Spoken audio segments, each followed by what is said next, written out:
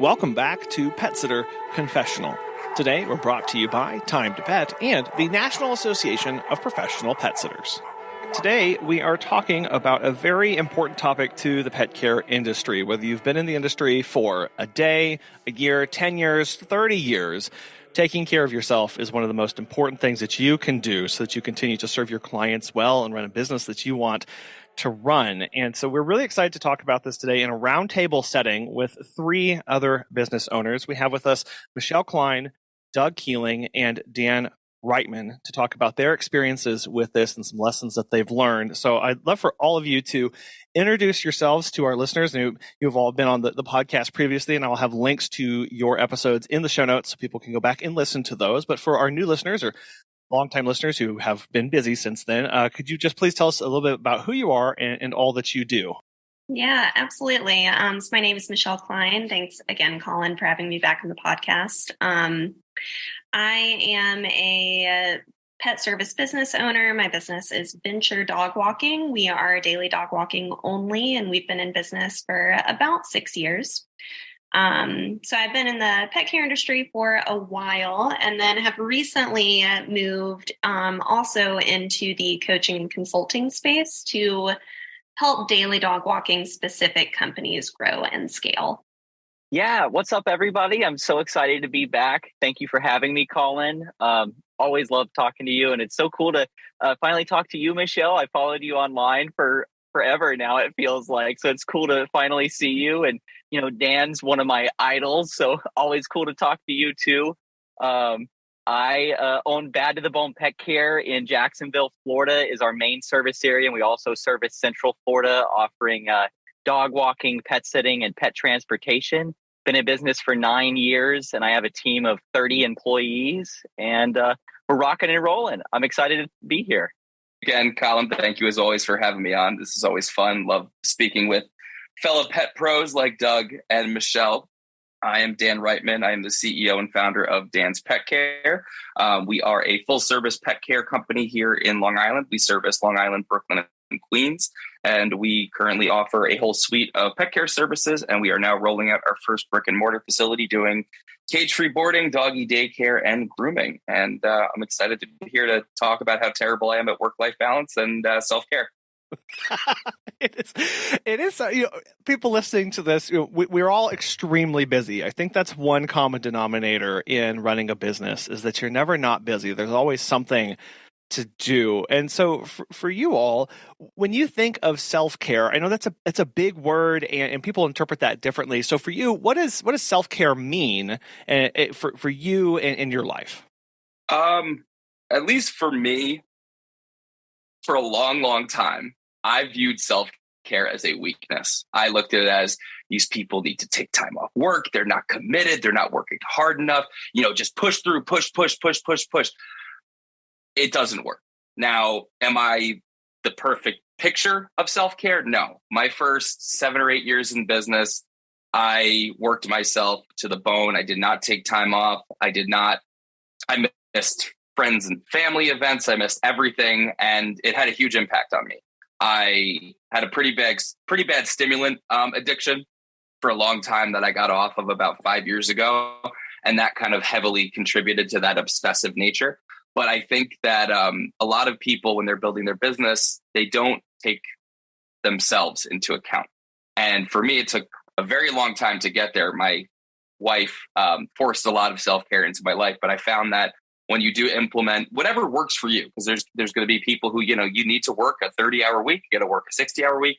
You got to find the thing that works best for you and make sure you do it with discipline. Because if you don't give yourself the things you need, you're not going to be operating at your best capacity. And that's the biggest takeaway that I've learned from this is if you're not staying on top of the things you need to do to make sure your brain is functioning well and you function well physically, like if you slack off working out or you're not eating clean or you're not getting the sleep that you need. Yeah, in spurts, it's great. Like sometimes, as everybody knows, running a business, it takes a lot out of you and there's going to be time. I'm actually coming off of my first day off after 67 days straight.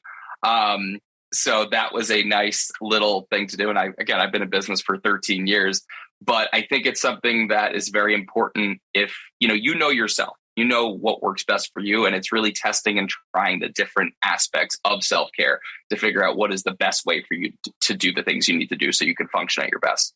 Yeah. And maybe to piggyback off of that, because I have probably unsurprisingly a very similar journey. The first, really the first 4.5 years I was in business, it was just a grind, like a straight grind the whole time. And it's tough because I think like with a brand new entrepreneur, like sometimes a season like that can also be really good. I got to test my limits and see what I was capable of. And there's something exhilarating about throwing yourself all the way into something that you love.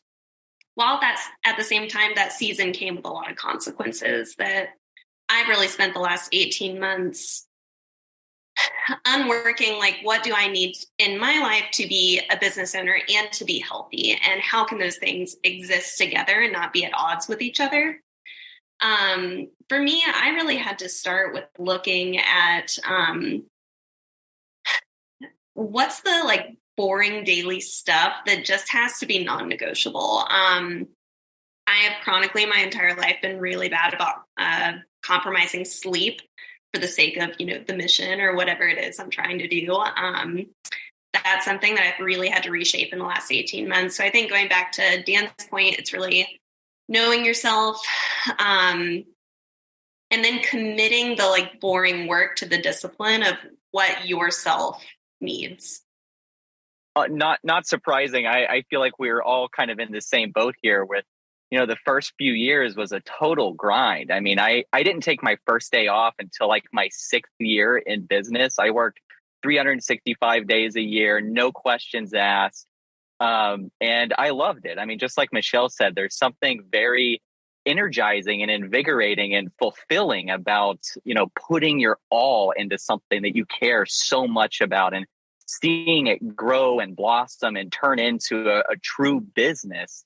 And, self-care those first few years to me was, did I remember to eat today? If I remembered to eat, it was a good day. And, now I have like a kind of a list of non-negotiables where, I know now that I need 8 hours of sleep a night. And if I don't get that, I'm not going to perform at my level that I need to be at. I don't eat fast food. I don't drink soda. I try to eat, very healthily, drink water. I have some of these non-negotiables. I do yoga at least once a week. Even if I can't make it to the studio, I do it at home in my living room, and there's just certain things that are non-negotiable to my self-care now. But I feel like we've all come from that place of, really grinding and figuring out what is going to work for us the hard way.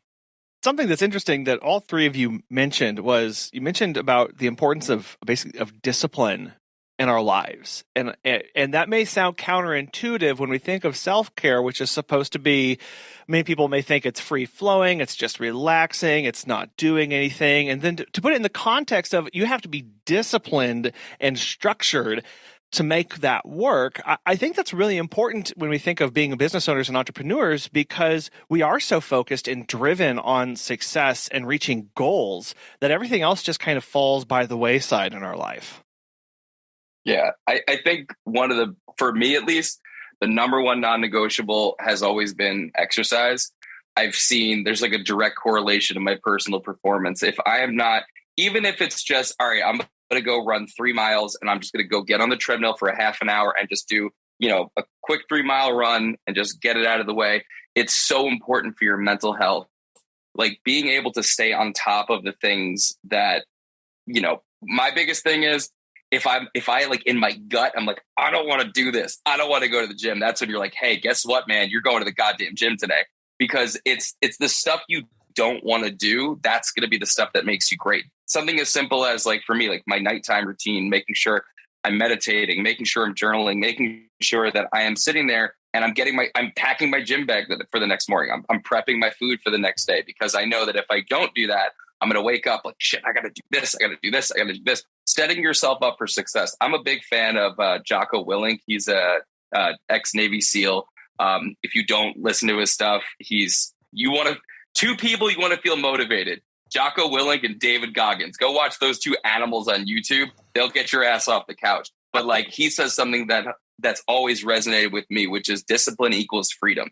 It's doing the things you don't want to do to get you where you want to be. Like, because I know for me, I've been grinding at this for 22 years, since I was 22. So I've been running this business for 13 years now. And I have a number in my head of 45.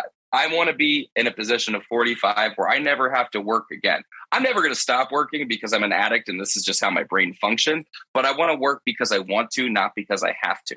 And so I know that for me to get to that place, I can't just white knuckle it for the next 10 years. I have to make sure I set myself up for success. And that's doing everything that everyone's talking about here today. Making sure you're eating good, clean food, making sure, I quit smoking. I'm still doing this stupid vape thing, but doing things that are good for your body and good for your brain. And sometimes, and again, this took me years to admit, sometimes actually taking a step away from your business and taking that refresher, whether it's, you're like, all right, I'm going to take this day off, especially for those of you who are listening, who you're in year 1, 2, 3, or 4 of your business, where you're just like, I got to get it done.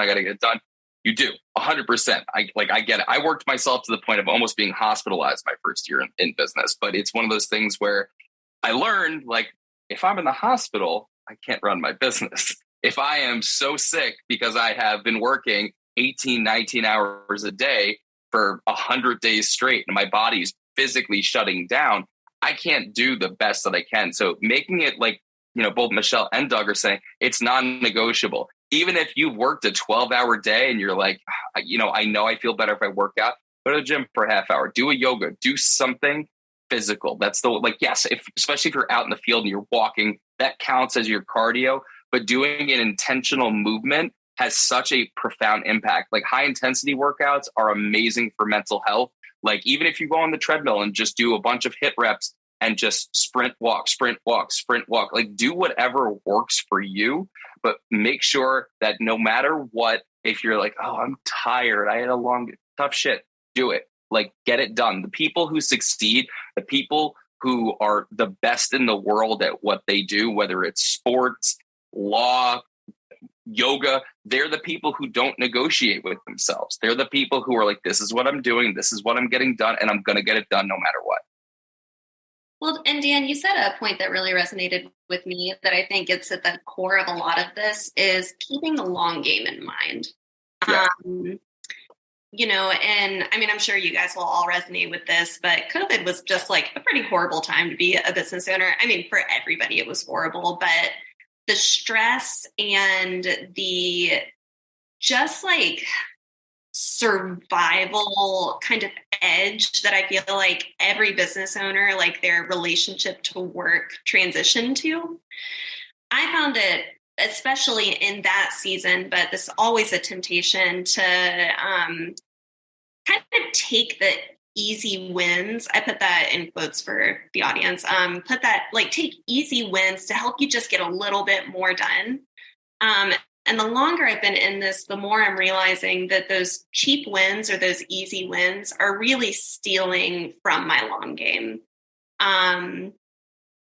Post-COVID, I've had to cut back on alcohol a lot because that was something like, I could keep working and have a glass of wine. All of a sudden this is fun and I'm working 3 or 4 hours more. And what I need to do is stop and get to the gym because that's actually what's going to sustain me to keep. And I still love wine. Like I will tell anybody I still love wine. But that little inflection point and our decisions are, our days are just full of decisions like that we choose in that moment, whether we're going to prioritize what I can get done today or what I could get done this entire year. And that's just a really different framework.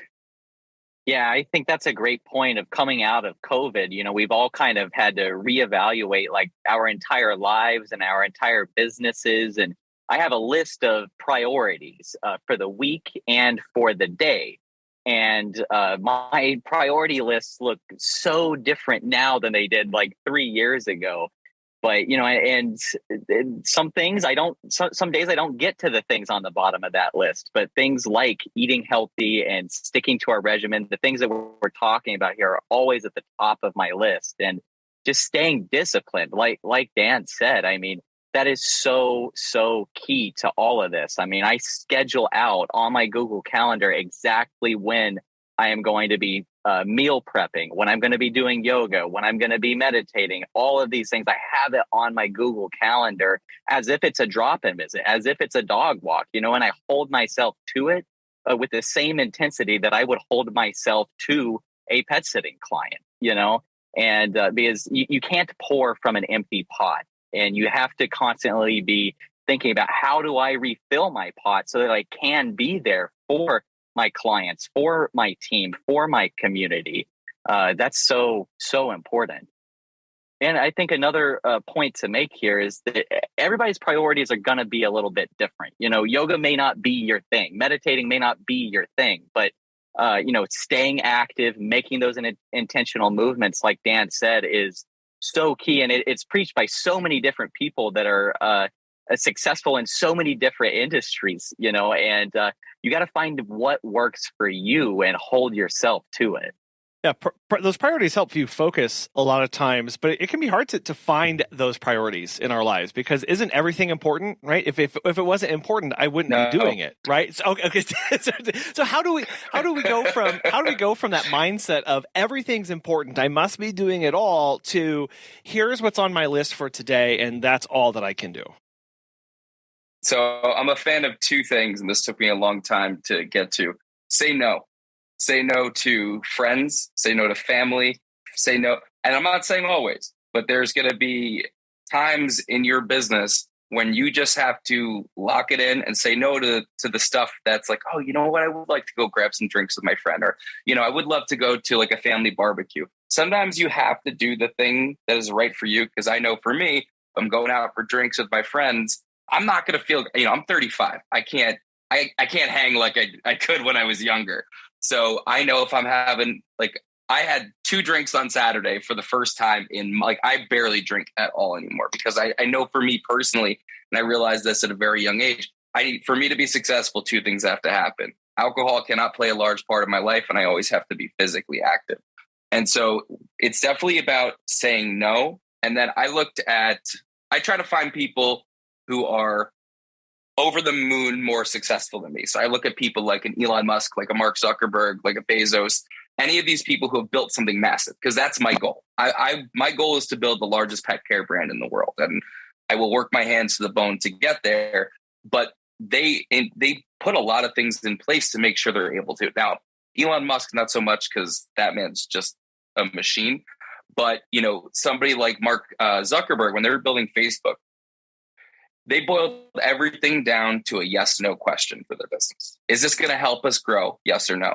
So it eliminates the need of having to have these massive discussions about what are we doing? What is this? What is this? It's, does this help us grow? Yes or no? So you have to figure out what your goals are for your business and for you personally. Now, if you have a goal for your business of, I want to get 1,000 clients in the next year, and that's a big goal. That's not a small thing to attain. You have to figure out what are the things that I have to do. And then with your team, you need to make sure that everybody understands that that's the goal. And it makes it so much easier to make those decisions. So, all right, we're going to do this event. Is this going to help us get more clients? Yes, we do it. We're going to do redecorating the office. Is that going to help us get more clients? Probably not. Let's put that further down the priority list. And then a big thing, like Doug was saying, he's got his list of priorities. I have ADHD, and I don't take medication for it anymore. I was on ADHD medication since I was in 4th grade till I was about 30. And in my 20s, it turned into a pretty bad substance problem. Like I was basically on speed for 10 years. And it was great because I could work 20 hours a day. I was on my way to most likely blowing my heart out. I was consuming an obscene amount of Ritalin, Vyvanse. And then on top of that, I was having 15 to 20 cans of sugar-free Red Bull a day. Then I was having anywhere from 7 to 21 shots of espresso a day. Like I blew my adrenal gland out. My body was but I was working out. I was in shape and all this stuff, but I was so fried, like to the point where getting off of that medication, I went through physical withdrawals. It was terrible. So for my 20s, the entire mindset was just go, go, go, go, go, work harder than everybody, go, go. I I came to terms with the fact that I was not going to make it to 40 because I was convinced I was going to have a heart attack. I met my amazing wife, who actually, Colin, you had her on the podcast. She's a nutritionist, and her whole thing is dealing with mental health issues through diet, supplementation, and exercise. And for me, that was, all right, that's stupid. I don't want to do that. She's completely changed my life. She's introduced yoga. She's introduced meditation. She's introduced therapy. Also, real quick, all the other stuff aside, I don't care who you are. Everybody benefits from therapy. All you need is somebody you can go just, if you want, you can yell at them. Just be like, this is what's happening. And this client was terrible. And this is this. And this employee was a nightmare. It is so important to be able to have an unbiased person you can go vent to so that you can get all the crap out. Because if you hold that, it's poison. You're just keeping poison inside of you. So say no to stuff, prioritize the things you need to do, and get a therapist. Go get it. Everyone needs therapy. Just go to therapy and talk about your feelings because everyone has them. I mean, Dan, you just summed it all up. That was great. I feel very strongly about therapy. I can't tell at all. Yeah, I mean, all those things, just like firmly believe in, firmly echo. For me, I have found it really helpful. So I'm a social worker by training. That's what my graduate degree is in. And so, I find the brain really fascinating and find it fascinating just our relationship to stress and just the mental frameworks around stress. And so a couple of points I wanted to make. One, I do think we have a lot of choice, a lot more like empowerment around the framing of stress mentally and choosing how that impacts us than a lot of people may realize. So choosing to engage in work because you find it enjoyable and it's an opportunity that you have versus something you have to do. I really believe that mental framework impacts our bodies and the way that our relationship to stress affects us. So that's something I've worked on a lot in the last 5 years is just really trying to shift my mindset, even in really difficult situations, from this is happening to me to this is something I've chosen to do. I'm still choosing to do. And that's a beautiful thing, even though it is hard at times. And so I think some of that gratitude and just that self-empowerment, getting a little into the nerdy side of the brain, trying to get as much into your higher level, like frontal lobe as you can, where you actually feel like you have empowerment and choice over it versus reacting with your lower level brain, which is very like fight or flight. Things are happening to me. I'm in a reactionary pose. So trying to get as much into this proactive choice mindset as you can. I just think is so helpful. And as part of that mindset, like almost stepping outside of yourself to look back at yourself as this vessel that has to be cared for, just like your business does.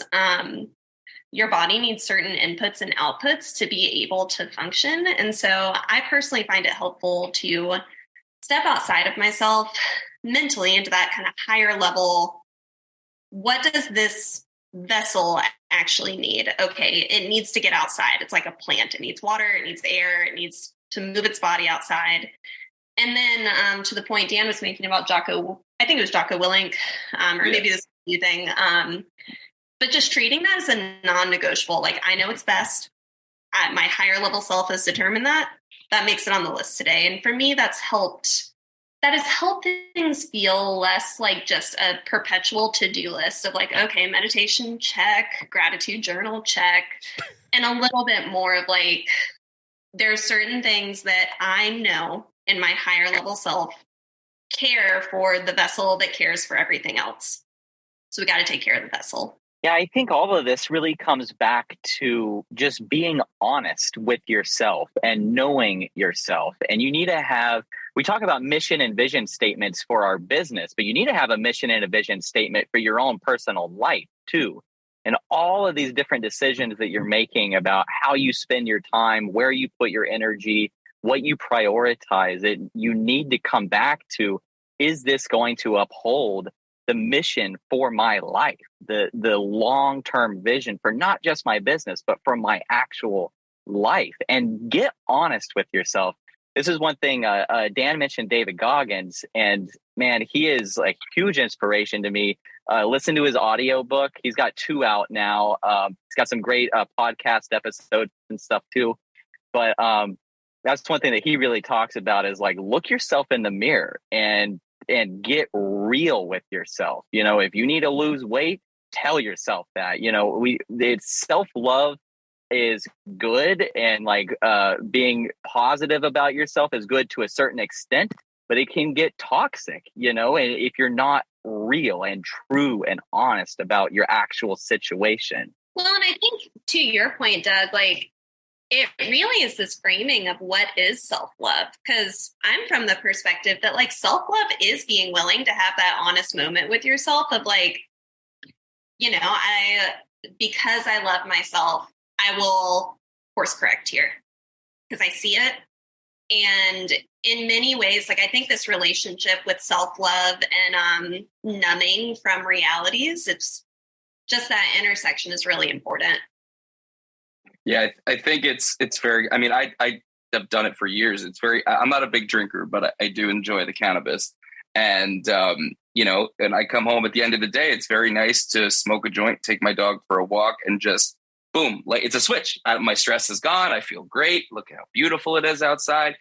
But then, you know, I stopped. My wife and I are aiming to have a baby, so I'm taking a break from the weed.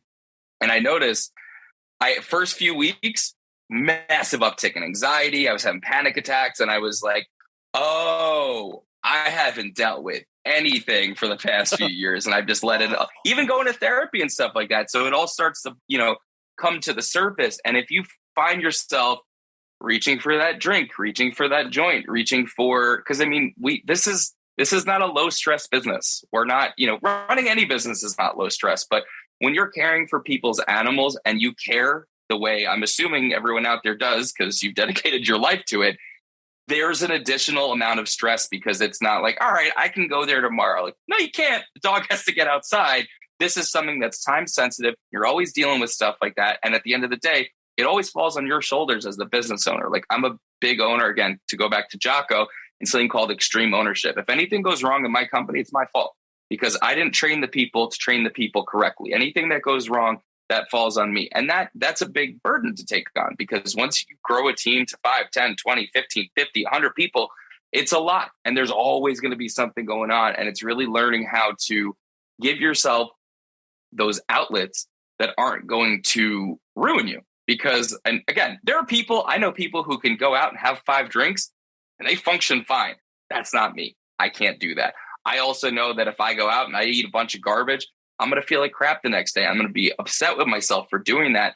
And it becomes this vicious cycle. And I see myself, I mean, my wife's also very good at holding me accountable here. But when you see yourself falling back into these patterns of, oh, this is nice. Like, you know, like Michelle was saying, those easy wins. It's very easy to pour that glass of wine. It's very easy to just pack a quick bowl and just, all right, I feel good now. You got to do the work. You got to do the things. And, you know, it's okay to be uncomfortable. It's okay to put yourself in a state of like, I'm really anxious right now. I want to just figure out a way to make this go away. And taking the time to be like, oh, all right, I'm anxious about this, this, this, and this. All right, let's put this on paper. Why am I anxious about it? And then reverse engineer how you can solve those problems. Sometimes it's literally creating a plan. Like I know that if I leave work and I haven't created a game plan for the next day, I'm not present when I get home. I can't think clearly because I'm like, oh, well, what about this? I got this, I got this, I got this. If I at least make a plan for the problem, it's not always about solving the problem in that moment, but at least putting it down on paper, or putting into Asana or whatever task management system you use, and figuring out, how do I just get this out of my brain?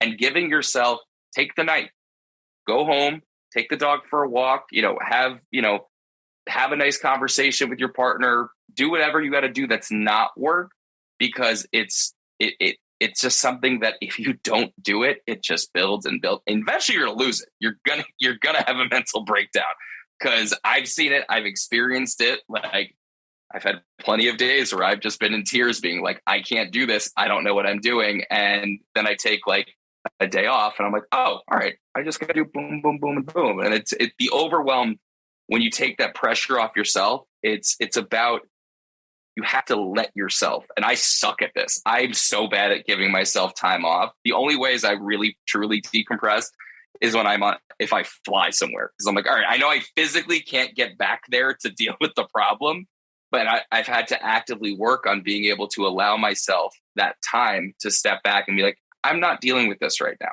This is not, as long as the animals are okay, my staff are okay, this is not a problem that needs to be solved right now. I'll put it down on my list. I'll prioritize it. I'll deal with it when I come in the next day.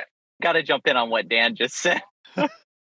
I smoked weed literally every day from I was 14 until I turned 26, every day. And I had no idea how numb I was. And that's one of the first things when I'm talking to people now, I'm like, are you numbing yourself, and why? And what can you do to stop that? And when I turned 26, I was kind of like looking at my life and thinking about the vision for my future. And I'm like, I am not going to be able to attain the things that I want to attain with my life if I keep getting stoned every day. That doesn't mean I can't ever smoke ever. I still do occasionally, but I can't do it every day and reach the goals that I want to reach. And as soon as I stopped smoking every day, just like Dan said, it was like my anxiety went through the roof. I couldn't sleep at night. I couldn't eat without having weed in my system.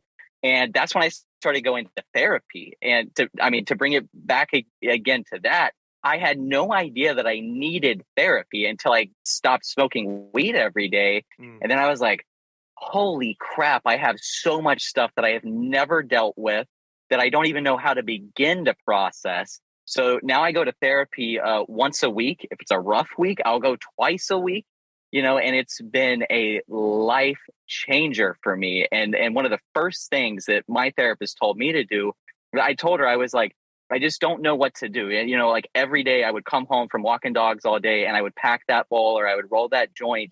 And now I would come home and I'm like, I literally don't know what to do with my hands. I don't know what to do. Like, what do I do? And my therapist was like, you got to put stuff on your schedule. Like find things that are going to fulfill you. And that's when I started like dabbling with running and dabbling with yoga. And like, I went and got myself a puppy so that I would have, I'm not recommending that you run out and get a puppy, but it's what I needed, I had somewhere to put that energy and that all that love and all those pent up emotions. Now I was like, instead of funneling that into rolling a joint, I could go play with my puppy, Have you heard of Time to Pet? Dan from NYC Pooch has this to say. Time to Pet has been a total game changer for us. It's helped us streamline many aspects of our operation, from scheduling and communication to billing and customer management. We actually tested other pet sitting softwares in the past, but these other solutions were clunky and riddled with problems. Everything in Time to Pet has been so well thought out. It's intuitive, feature-rich, and it's always improving. If you're looking for new pet sitting software, give Time to Pet a try. Listeners of our show can save 50% off your first 3 months by visiting timetopet.com/confessional. It's important to note that self-care, self-love is not escapism. It's not running away from those. It's not numbing that. It's not trying to make things go away. And Michelle, I'm really glad that you had mentioned the earlier of our thinking brain, and our basal brain, of like the two things. One part of your brain is trying to preserve your life at all costs and will do anything to make sure you don't feel those emotions or experience those bad things in your life. You have to use the front part of your brain to direct those energies into positive, healthy mechanisms that allow you to then function in a better way. Because if we don't have those tough questions, if we don't face those issues that are coming up, we don't actually make any progress. And then when more things get piled on our plates, we can't take that on. We don't know how to make decisions. And we end up stuck and mired in a location where we kind of settle for. We're like, well, I guess this is all I can do, all I'm capable of. And it all gets back to us not wanting to look ourselves in the mirror and going, I love you for who you are as a person. And I appreciate everything that me, are doing. Here are some things we can make some changes in so that we can get a little bit better or move in a different direction than where we are now. I just want to highlight, Colin, like, I think these conversations are so important. And I think it's especially important for people who have seen a measure of success in their business to have them authentically. Because I think sometimes it's easy to look at other people who, you know, their business has reached a certain size or a certain scale or a certain territory, and just to kind of put this romanticized picture over it and over what the experience must have been, and to have people come talk about, like, actually there are substances that like aren't like bad as a substance necessarily, but like I did use to escape. And like part of my success has actually come from learning to sit in these uncomfortable feelings and then to find healthier ways to move them through. But, you know, part of the success is actually getting away from this mentality of like, I'm just kicking that to a tomorrow problem. So, I mean, I guess I say that to thank you for initiating this conversation, because I believe it's really important. Yeah, I think especially with the substance abuse component, you know, I know there's a lot of people out there who deal with it, and so I think it's become less taboo to talk about, but I think it's a vulnerability people don't always like sharing. I was in rehab when I was 16. I was a handful as a youth. And so I dealt with the substance abuse and the numbing for a very long time in my teens. I got sober for a year when I was 18, and then I had something happen in my life, and and then I started this business, and I couldn't drink anymore the way I used to. Yeah. So, you know, I realized with the booze, and then I had been off of pot for years. And like I was saying, I was like, oh, I forgot how much I love this. And it was so nice to be able to just numb it. And it's, yeah, like, you know, it's okay to have a glass of wine, and depending on who you are. Like there are some people who, you know, when it comes to sobriety, I think sobriety functions on a gradient. Some people believe it's black and white. I think there are some people, like I know for me, like I can't go out and have a bunch of drinks. Like I could have a glass of whiskey and that's it. I can't go beyond that. But it's important to be able to recognize when it is, if you're not progressing, chances are the things you're using to escape or numb are probably holding you back. And it's okay. Like, you know, I've built a business that's done nearly $10 million in revenue, and it was not easy. It was something that I had to put a lot of work into, but any mistake you have possibly made, I have made it. If you've cried about your business, right here. If you wanted to quit your business, right here. If you wanted to just be like, I'm not doing this anymore.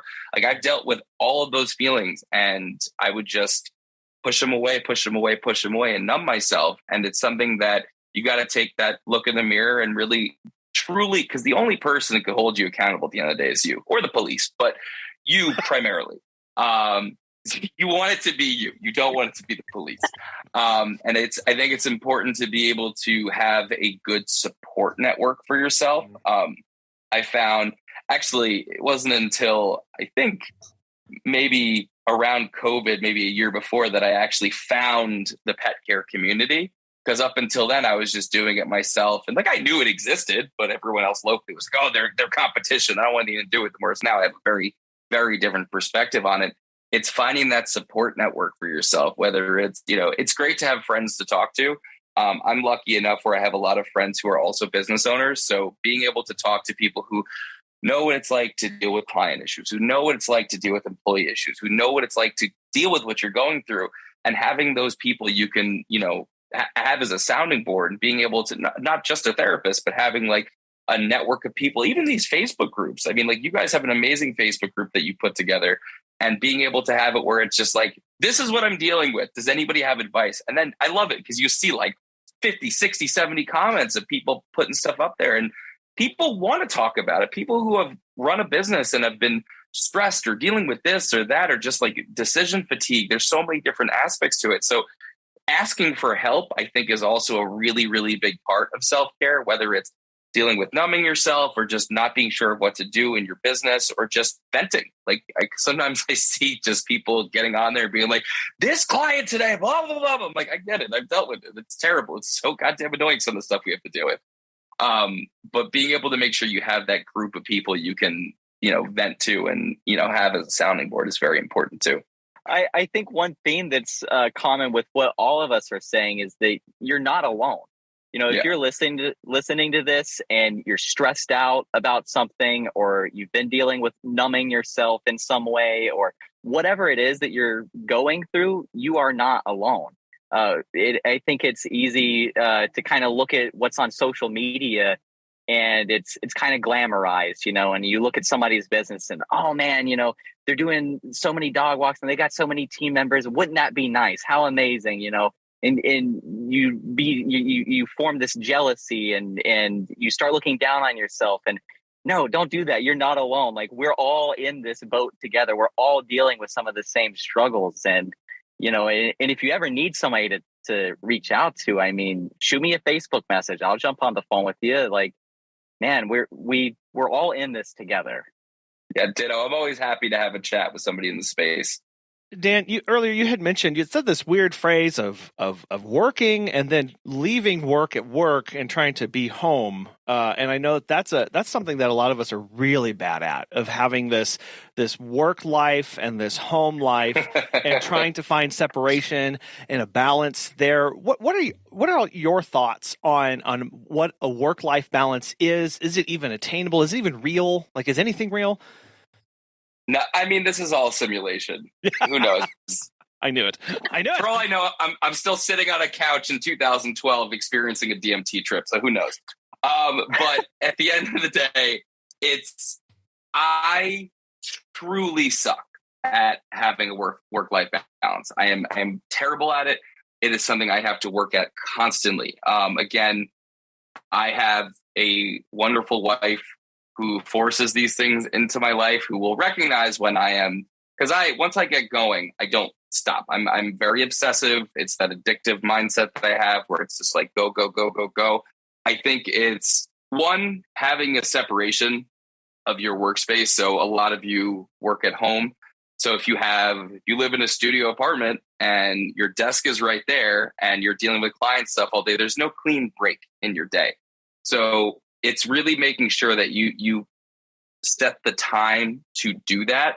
It also means that you need to be realistic about the goals and the time frame. I want to build something massive. So I know that I don't really get breathing room for another 5 to 8 years. And I've accepted that because this is what my goal is. This is what I want to do. Now, it doesn't mean I just go, go, go, go, go. But you, like Doug was saying, you have to plan stuff into your day. You have to put that stuff in your calendar. There's going to be days where you don't adhere to it. It's just going to happen. Like, we all do it. We all see, oh shit, I got to meditate. All right, let me do this. Let me get the email out, or let me respond to this. Or let me do that. And it's something you have to do every single day. And it's about being conscious of what you're choosing to let into your brain. My therapist always talks about intrusive thoughts, which I'm sure we all experience. So stuff just starts to go, oh, you forgot to do this, or you got to do this. And don't forget this. And again, writing it down, but really making sure that you are giving yourself the permission is important. Now, I understand meditation is not for everybody. And people are like, oh, I just can't meditate. First of all, anyone who says, I just can't, stop it. You're full of shit. Because there is a man with no arms and no legs who climbed Mount Kilimanjaro. I don't want to hear anyone's excuses. There's no reason why you can't accomplish something. There are so many people who are so much less capable of you than you as an individual who do so much more. It's about your mind. It's about your mindset. It's about what you're willing to either forego or put yourself through. Meditating, it sucks. I'm so bad at it. It is so difficult to do. But like anything else, like, nobody gets a six-pack overnight. You get a six-pack by eating clean, exercising, taking vitamins, doing your sit-ups, doing your workouts, doing the things that you have to do. And it's the same thing with your brain. I think that's one thing a lot of us forget about, is being able, if you could control your mind and not let it control you, like, what's his name? Giant guy, huge hands, motivational speaker. What is his name? He's huge. Tony Robbins. Lou Ferrigno? What? I'm no. Also Lou. No, I heard Tony Robbins talking about the cold plunge, which I highly suggest for everybody. I take a 5-minute ice cold shower every morning. I put on the soap and then I spend the rest of the time in the cold and you just breathe. He talks about how the first thing he does every single day is he has a cold plunge in his house. And he's like, I get up and I tell my body, we're getting in that goddamn water. It doesn't matter how cold it is or what you want to do. It's about doing the things to get it. So you do the things that you need to do instead of your brain being like, I don't want to feel uncomfortable. That water's 34 degrees. I'm not going in there. It's about training your mind. So I use Headspace as a meditation app. It is fantastic. There's Headspace, there's Calm, there's free videos on YouTube. Literally Google how to meditate or 5-minute meditation. You could start with a 3-minute meditation and it'll guide you through all of this. Meditation is something I have to work at constantly. I'm not good at any of this stuff. This is stuff that I have to do all the time. I drop the ball in it. I have to pick it up again. But being able to force yourself to do the things, because at the end of the day, you've all built a business that generates money. That means you're a successful person. That means you have a decent head on shoulders. I have a decent brain functioning between my ears. That means you are capable of learning. And if you're capable of learning, you could develop skills. And if you could develop skills, you can be light years ahead of where you are now if you want to do it. So you need to figure out how badly do you want it, or are you okay with being where you are? If you're at a point where you built your business and you're like, I'm making the money I need to make right now. I don't need to build a huge thing. I don't need to be hiring 100 employees. That's okay. Doug was talking about this too. Social media for businesses is amazing. Social media for mental health is fucking terrible. It is so bad for you because you're going to go and you're going to look at these different accounts, these other companies, and it's like, oh my God, look what they've done and this and that. You don't know what's going on in the background. I always say this when I see couples, when I have friends who start to really post about each other, I'm like, oh man, shit must be going sideways. We always want to put the best version of ourselves out there. And obviously with our businesses, that's part of branding. It's part of marketing. You can't look at other people's things and I get jealous constantly. It is probably one of my worst qualities. Anytime I see anything more successful than me, I'm like, what do I have to do to get there? Why is that not happening to me? Instead of being like, one, that's fucking awesome. I'm so happy for that person for having that success because no one's handed success. You're either handed a bunch of money and cool, or you build a thing, whatever it is. And that takes a lot of work. Everyone out there who's building a business knows what that means.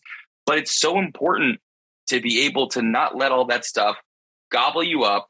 And you have to be able to take the time to just step back. And you have to set those boundaries for yourself. I'm terrible at it and I have to work at it constantly. My thoughts on the work-life balance. Doug, I'm also really interested to hear yours because I know you posted a YouTube video on this. And it was great timing. I haven't had a chance to watch it yet, but I was planning to later today. I just have a couple quick thoughts on for me, a work-life balance. I really think it comes back to this principle that we have talked about a lot on this call, which is knowing yourself and knowing what works for you. I personally don't adhere to, I say that I do not have a traditional relationship with work. And that's something as an entrepreneur that I find exciting. And I personally I have many friends, dear friends, best friends who would hate the relationship I have with work. They have it. It's not their thing. They don't want to have weird problems come up at 8 a.m. they have to jump in and solve. I find that exciting. So I do think I'm always a little hesitant to categorize stringently what work and the work-life relationship should look like, because I think that's one reason we are entrepreneurs is or maybe I should speak for myself. I like pushing the balance of what that is. And I think there's this nuance and this wisdom of, okay, that can be true. And also, if you are scared to take a day off and shut your phone off for a day, there may be some issues you need to look at in relationship to your work-life balance. Yeah. Some truths that you may need to, as Doug was saying, look in the mirror and, really come to terms with, have I set enough boundaries? Have I examined this relationship? Is it serving me? Because that really is what it comes down to is, we are there to serve our businesses, but also the business has to work for the life that we want as the owner. And there's some give and take there and some compromise, but I think both sides are really important. So that's, not as clear cut as some people probably wish it were, but I really think it comes down to, what do you want your relationship with work and your business to look like? And then starting to put that in place and make hard calls to make that a reality. Yeah, I mean, you basically just summarized my YouTube video on work-life balance. I'm still going to watch it. Thank you. Yeah, I mean, I just don't really believe in work-life balance in the typical sense, that I think people think of. I think as a small business owner, it just doesn't really exist. And it does come down to knowing yourself, knowing what you need, and knowing what's going to work for you as an individual. And, I know what work-life balance looks like for me. And for me, just like you said, I get excited by the 8 a.m. problems. I get excited by the long days out in the field and the hard conversations and the problem solving. And that's why one of the reasons that I started a business, because I like that kind of stuff. I like that weight on my shoulders. I think that's one of the things that I mentioned in that YouTube video is that, you can put all the boundaries in place, you can meditate, you can do all of the right things to create a quote unquote work-life balance, but it's that weight on your shoulders that really is going to get people. And I think that's what affects a lot of small business owners more than anything, is they don't realize how much of a responsibility it's going to be and how much of a weight it's going to be on you every day, sleeping and awake. And if you don't want to deal with that weight on your shoulders, you need to just go work for someone else instead of owning your own business at the end of the day. And I know that's not what people want to hear, but it's just, to me, it's the truth of the matter. Yeah, I agree completely. Anyone out there who is trying to figure out anything with your business, go watch Doug's videos because they're fantastic. Like, he's made such an amazing library of content. Like, I wish you existed when I first started, because it was just me, like, with my eyes closed, running through a field, having no idea what I was doing. So definitely go check out Doug's stuff. But I strongly agree with that. Thank you. You're very welcome. If you are not the person who likes to put out the fires, who likes to solve the problems, who, is okay with getting that call at 8:30 on a Friday night, like, hey, locked out of a client's house, or this is happening or that's happening, it might not be for you. Like, look, I'd be lying if I don't have my day every now and then where I'm just like, oh man, 9 to 5 sounds nice. Your work day ends and you just go home, and then that's it. And then you don't have to think about it till the next day.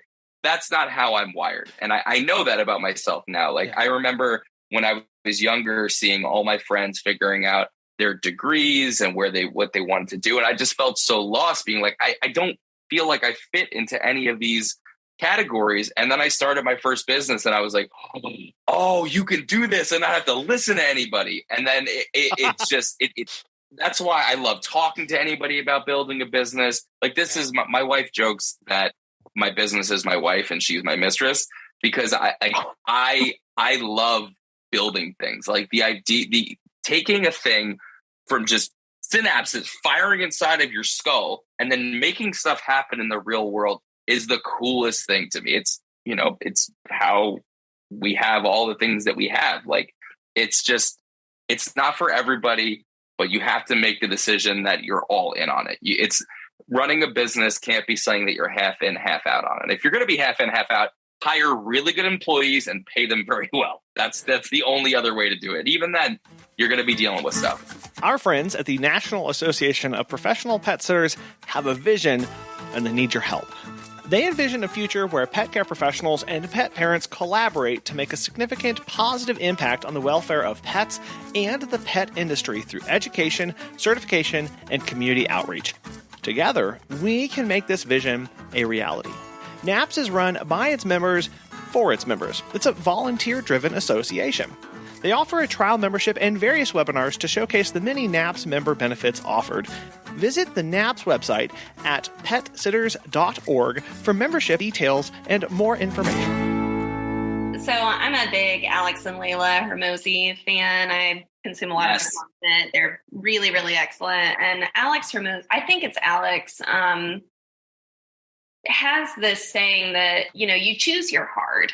And I think part of this, what Doug was talking about too, of like, there's this weight on your shoulders. You choose your hard and you learn how to adapt to it and then how to succeed to it. And, I've personally found that be kind of the progression of like, you get to the next level, you let your lungs adjust to the new height that you're at, and then you learn how to carry that weight well, and you do it iteratively. And for some people, that's not the hard that they want. All of it has, different forms of hard. For me, it would be really hard to work for somebody else. I've done it before. I also don't like it. It's just like, what is the hard that you want to choose? And then following through on that and really choosing it. Because to your point, Dan, I don't think you can be half in, half out, especially with business ownership. I love that you said that your business is your wife and your wife is your mistress. When I was dating, I asked on every first date that I went on, I said, what's your red flag? And I'll tell you my red flag. And my red flag that I told every first date was my business will always come first, no matter what. I may miss holidays. I may have to cancel vacations. I'm going to be working weird hours. I'm going to work weekends. And when I'm with you, I will be 100% with you. I can promise you that. But the business comes first. And man, I had so many people just get up and walk out as soon as I said that. Nope, not for me. But then I met Cole, and he was like, that's so inspiring. I love that. Tell me more. And, now we've been on this journey for like 6 years. And, there are days, just last week, I was sitting there and he got home from his 9 to 5 job. And I'm sitting there working on my computer, shooting out emails and stuff. And he's like, okay, like, are we going to go to dinner? And I'm like, I just need one more hour goes. One more hour. Yeah, one more hour, please. And he finally just comes over and he just closes my laptop and he said, okay, it's my time now. And I agree with that. That's super important, is because like when I was dating, oh man, I was not as transparent as you were, Doug. I was not good at it, but I think, if you are out there, you're looking for somebody, being honest about what it is you do and how you do it is very important. Because if you paint this rosy picture of, yeah, I run a pet care business and I just hang out with puppies sometimes, and then the rest of my life is easy and I'm never stressed out and I never have anxiety. And if that's you, awesome. But chances are you're dealing with the same things we're talking about here. It's very important, if you're in a relationship, to give your partner that time and make sure that you are upfront in the beginning of the relationship. Again, I'm very lucky. My wife is very tough and will call me out on it, will make me very aware when I'm dropping the ball. And because I know that for me, I need somebody like that. I need somebody who's going to be like, hey, you haven't spent time with me in 2 weeks. I'm going to kill you if you don't correct course. All right, fine. No, but it's the transparency, I think, is very important. Being able to have those conversations. I had a couple of managers leave and go to other companies, so I knew that we were going to be in a bit of a in-between period while we got new team members on. I had a conversation with my wife, and I was like, look, the next 2 months, I have no days off. I'm going to be, 7 days a week. It's going to be tough. So she planned trips. She went and visited friends. She went and spent time with her family. And that's how we made it work. And, she also knows right now we're opening up our new facility in the next couple of months, and it's going to be a lot. But she's awesome because she does every event with me. She's always, involved with, certain aspects of the business. So especially I think the self-care stuff ties into your relationship too. So with your partner, it's important to be able to have those conversations, know if they want to be involved. Also know if you figure out what level you want them involved in your business too, because it can become a little spicy. Like unless you started the business together, I don't advise bringing them in an employee capacity. Cause like the way you correct an employee is going to be sure as shit different the way you correct your partner, because it's not going to go over as well because that comes home with you. So definitely be careful there. Those relationships really do help us get through those, and they help us in the team that we have around us. You mentioned having a good support group and having a good relationship, being honest, being open with them, that allows us to have some place to take and direct that energy or have help when we need it as well. And our conversation so far has been really focused on us as the business owners in managing our self-care, our time, our attention, our boundaries. You all have staff as well. How do you help them with this kind of aspect? And how do you approach talking to them about self-care and the importance that this has with them? This is a topic that I really love because it's just an area over the course of my relationship with my business and my employees that we've tried a lot of different things. We've,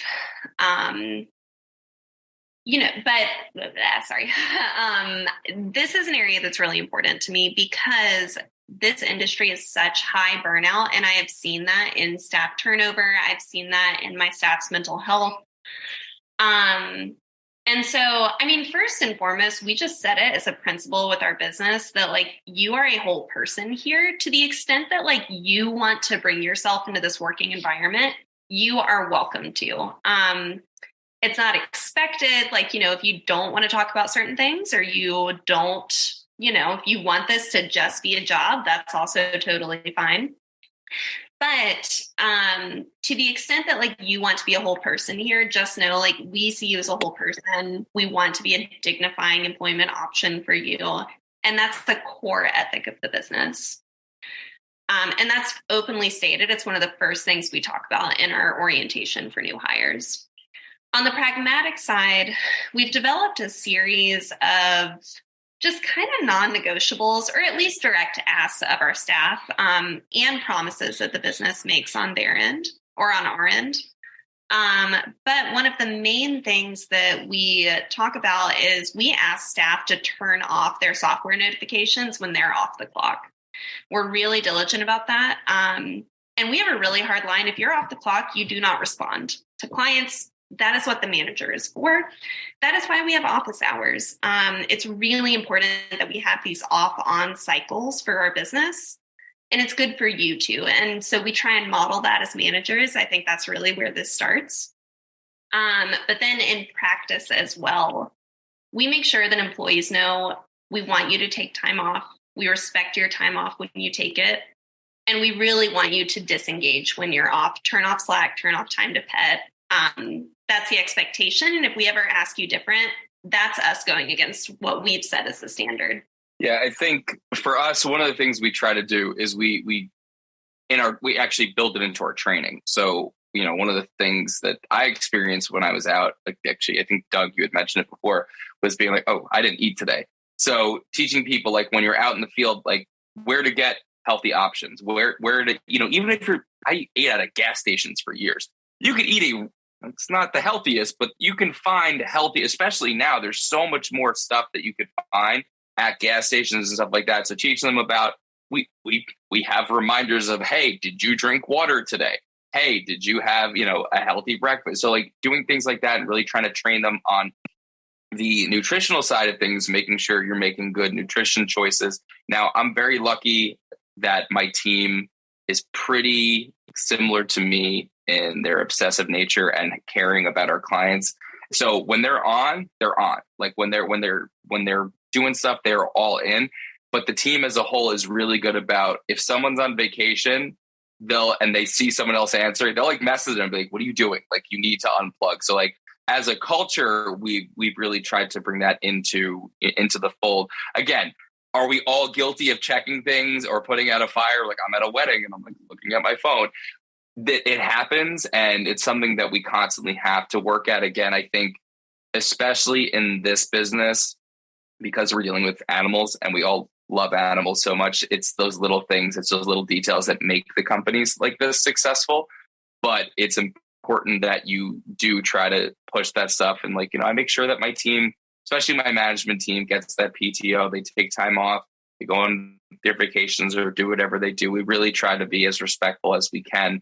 and support each other. Cause it's not only just about being able to shut off, but like holding each other accountable and making sure that we are being supportive of each other, of taking that time off. And really, even if that means like, I got to do work an extra day or someone else has to put in some extra hours, and like people will step up for each other because they know it's going to be reciprocated. So when you're able to support each other that way, one, it builds a lot more team unity. Like my management team now is fantastic. They are so good about being so on top of things. But when it comes to, if someone needs to go spend time with their kids, or this is happening or that's happening, they really are supportive. And it's something that you need to build into your culture of making sure people have that time off. Even if you're somebody like me who is very obsessed and is go, go, go, go, go. It took me a few years of having employees to realize, oh, it's not their business. They're never going to work as much as you, and they're never going to, care as much as you. They all care. Like it makes me, it fills my heart with joy just knowing how much they do care about our clients and their pets. But there's always stuff we can do to improve on this front, I think, in any capacity. But it's really about helping them to help each other and making sure they kind of set those boundaries and take that time. Yeah.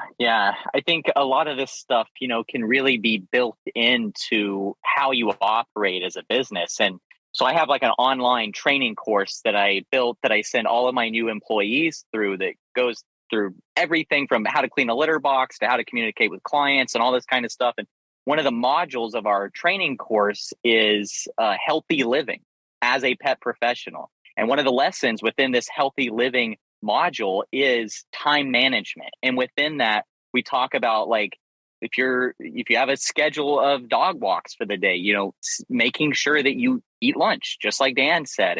And we have like a cheat sheet that actually shows some examples of cheap, healthy lunches for dog walkers. And I talk about the importance of drinking water and all that kind of stuff within this training module. And then we have a policy within my company that we guarantee your time off. I never tell an employee no. If you request time off, I don't care what the reason is, you have the time off. I will never force you to work if you don't want to or if you don't need to.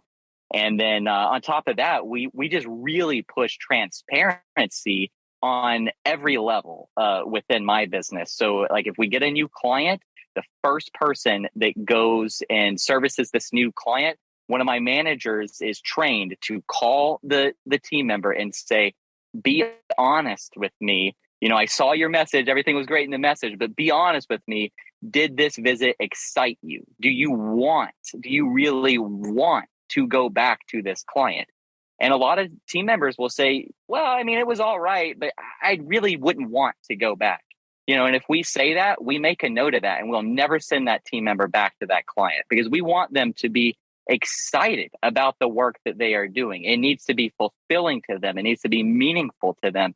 And if they're not getting that from the clients that we are sending them, then we can either find a different team member that would be a better match for that client, or we have referral relationships with other pet businesses in our area. And if we don't have someone on our team that is truly excited to go to that client, we'll send them to another business. And it sucks to see that revenue lost. Nobody wants to lose a client. Nobody wants to lose revenue. But at the end of the day, keeping your employees happy is key to everything. If your employees are not happy, then they are not going to stay with you. And if you have a super high turnover rate, that's going to look bad to your clients. It's going to make your management way harder. It's going to increase your costs as a business. I could talk all day about the trickle down effect of all of that. So you just got to find a way to keep your employees happy. Yeah, it is doing that. And remembering that even if we aren't doing all of the visits, we're not just forcing automatons out to do work, right? There are people with feelings, emotions, needs, desires, and wants for their personal lives. And Doug, I really appreciate that example of going, is this a good fit? Is this a dog? Is this a visit that we as a company should take on? Is this good for us? We actually just last week fired a client because they were with us for a little while. They went away for several months. And when they came back, their dogs, complete terrors. So much so that our sitter that came back was like, I never want to do that again, honestly. And it was like, okay, we're not going to do that. And just knowing, they were back. The client was super excited to be back with us and everything. But my goodness, we can't have staff dreading going to that client. That's not a place where we want to, because I certainly have slogged through those when we were starting and we were doing visits, and it was like, oh, this person booked again. I can't believe, and you're not present. You're angry. You're resentful the whole time you're in there, and we don't want that for our staff. We don't want them to be dreading going into work. We have the best job in the world. We know that, and we can protect that through how we guide, manage, train, and direct our staff and our teams. As we wrap up here, Dan, earlier you had mentioned things like Headspace, Calm apps. I was curious, just things, software, programs that you all use, recommend that help you find that space or help you better set boundaries or manage the things that are on your plate. Because I know that when we think about, okay, we're instituting these, we need to be intentional, we need to be direct with how we spend our time. Sometimes that means help getting those from people, from going to therapy. Sometimes it means setting up good programs and policies or software in our lives. So do any of you have any recommendations for things like that that you would? I have a whole list. A whole list, okay. So obviously Calm or Headspace are fantastic. I found an app recently that I started using called Opal, OPAL. I don't know about you guys, but I am constantly on social media. A lot of it's for work, but a lot of it's for nonsense. So Opal makes it so if you have an iPhone, obviously you can put your timers on of what's available. It's very easy to click, ignore for today. Opal just adds an additional step of being able to get into those apps because I have it set automatically. So I'm only really able to get into my social media between, I think it's like 4 p.m. and like 7 p.m. is when I allow myself. Because like I have a team of, I've got a whole media team. They're handling everything. They know the voice of the company. If there's an emergency on social media, it's Mark Zuckerberg's problem. It's not my problem. It's always something that can be handled later. So Opal's fantastic. Then there's the 5-minute journal app that I like. And I think it's just called Journal in the App Store. I think one thing that is difficult to do as a business owner is to always be able to take a step back and realize, oh, I did a bunch of good things today. And like taking stock in the things that you accomplished. I am terribly guilty of being like, it's not enough. It's not enough. It's got to be more. It's got to be more. It's got to be more. And if you make a list of all the things that you're grateful for each day, personally and professionally, and you actually sit there, take a minute, read through that list. Like I'll literally write out, I am thankful for my legs. I am thankful for my lungs. Like someday that shit's not going to work. Someday something in your body's going to fail and you're going to die. And in that process, you're going to miss the thing that you took for granted your entire life. So making sure doing some journaling, using those apps. And then what else was there? There's Opal, Journal. Grubhub, but that's more of an indulgence. Screen time on Grubhub. Oh, 17 hours. That's yeah. Just sometimes I just look at the food. And then Zillow. Zillow's a fun one. But no, those are the 4 that I try to use on a daily basis. So for me, I do most of the kind of mental health management off of my phone, mostly for really the same reasons you're talking about, Dan, just little to no self-control when it comes to just being on screen. So I take that stuff offline. I do a lot of journaling, a lot of walking, as much time outside as I can get. On the app side, there are 2 things I track on my phone that I just put a lot of time into hijacking my competitive side to try and just like conquer these 2 areas of my life. And it's sleep and exercise.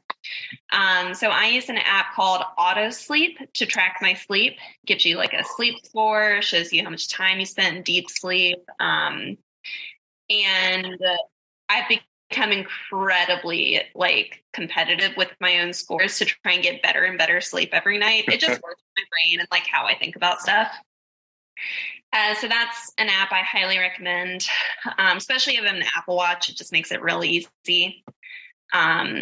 And then on the fitness side, I weightlift about 4 days a week and try to get as competitive as I can with myself about, the amount of weight I'm lifting, making sure that every week, I'm getting so I use an app called Strong, and it tracks, you pre-program your workouts, but then it tracks them.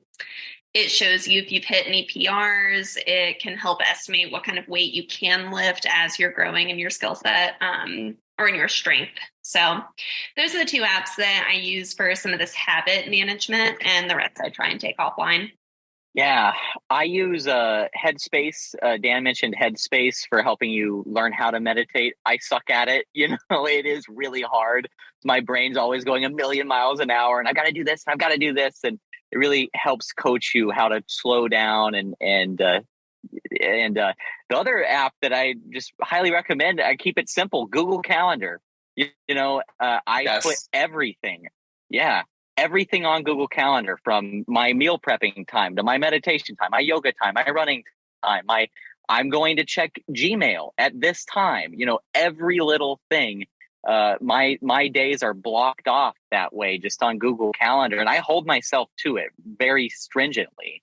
And I have time on my Google Calendar that says put the phone down, and I have a spot in my house that is dedicated to my phone. And my boyfriend and everybody that comes to my house knows that if my phone is in that one location and you hear it ringing, you see it buzzing, don't even tell me, don't look at it. It's off limits.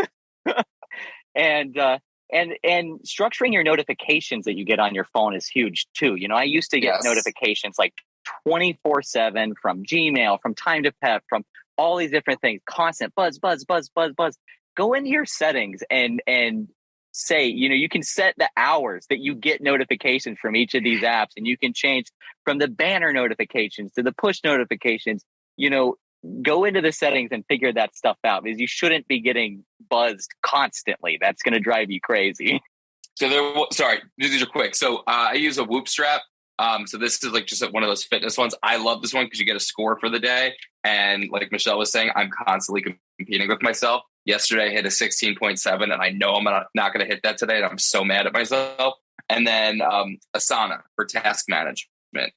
It's a little on the pricier end. We use it for the entire company here in terms of task management solutions, because I have like my own personal stuff on there. I've got the company stuff. I got my other businesses on there, and I know I could just throw it in there, and then it's not constantly pinging me when it's time to work on that thing. I pull up that, board of tasks, and then I work on those things, and it makes it easier to kind of get it out of your brain, and it connects with so many different systems. So Asana and Whoop are two other ones. Mm-hmm.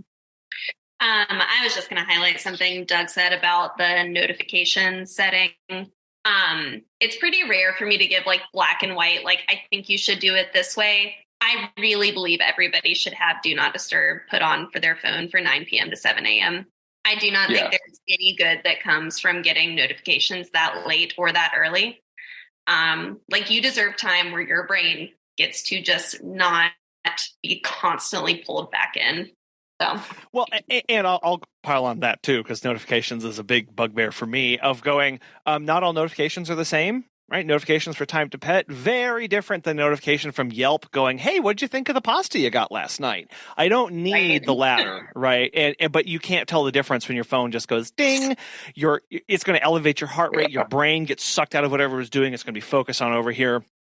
Set those priorities, set those VIP people, set the notifications that you actually want. And I challenge you, anytime you download a new app, it's going to pop up and go, let me, basically the alert says, let me disrupt your life. Say no. It's interpret no. Instead of saying, oh, maybe I want notifications from this random app, the answer is no, and they have to earn that from you so that you can earn that back. So always say no, and then you can always go back and change that. So I definitely agree on the notifications. So it's a lot. It is. I want to thank each and every one of you for coming on today, sharing your personal struggles and growth in this area of self-care, mental health, and boundaries as well, and the integral connection between all of those, and how at the end of the day, we need to make sure that we're focusing on ourselves first and our businesses flow from us, and that we can only do that, have a successful business when we are personally okay. I know this is a big topic. There's a lot more here, and each one of the things that we've touched on can be an entire session or a big deep dive into something. So if people are listening to this, they want to get connected with you all. How best can they do that and follow along with all of your work? Michelle, how can they find you? Yeah, excuse me. So the best place for that would be, I'm currently building my brand focused on helping other pet care companies with the daily dog walking space. So the DogCo Launch is the name of that brand, name of that company.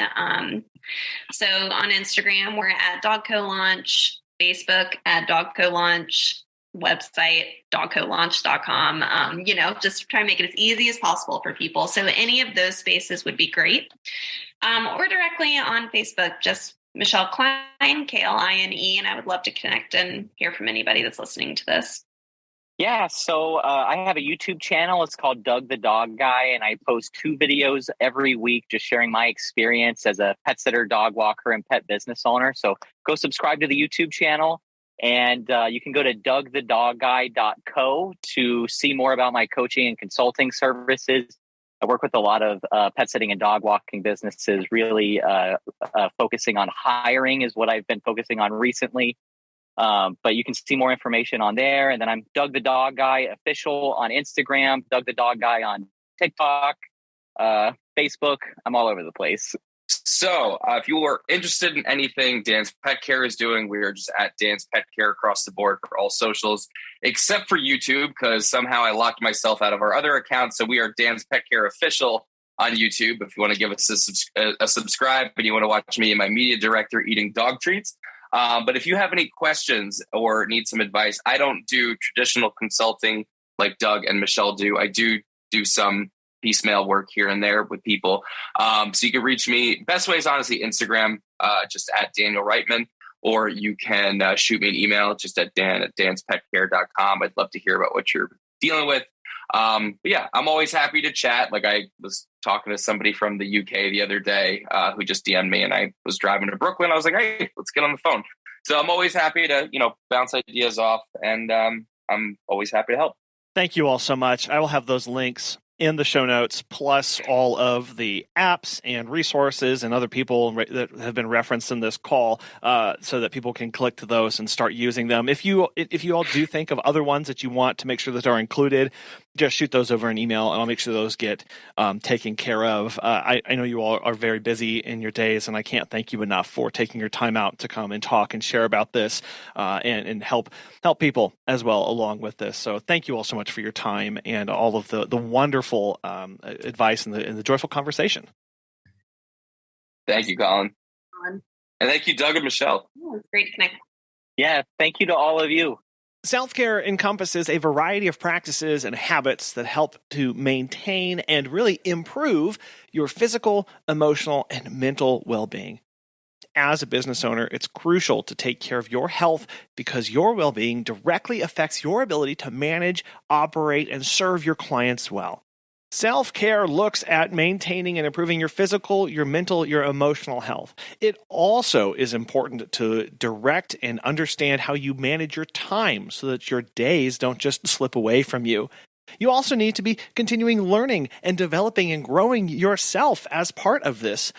There's also financial well-being. Obviously, financial stress has a significant impact on your well-being from the ground up.